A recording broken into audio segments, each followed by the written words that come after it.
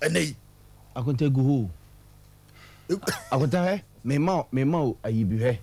If you know Bank of Ghana ne Iyoku ne hwan for no so mo investigations no. Mo target politicians nanko. Akonta wura sikani bi afia. Sikani and Politank ebro 3 4 ne sikani gum. I'm telling you. Hey. Sikani bi owo kroma say. Akonta sika for do say e no ma count. Sika papa bi dem. Egugu fie. One fan corner. Masa usu to me. Dear reformer tax. That's it. Sika for no a omu fie Politank aya 3 4 no. 4th one is sikan kwani gumye bibia. Akonta wotu hey. Omuntu hey. Sika for wo kroma say.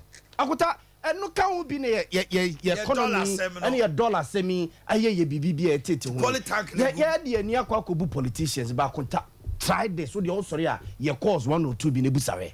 Asika for wo kroma say nyina. Wo ma count wo banks wo kroma say send na dem. Obokom na 20,000 bi na dem. Obokom na 30,000 na dem. So millions. Kofie na kohwe. All right. Kofie na kohwe.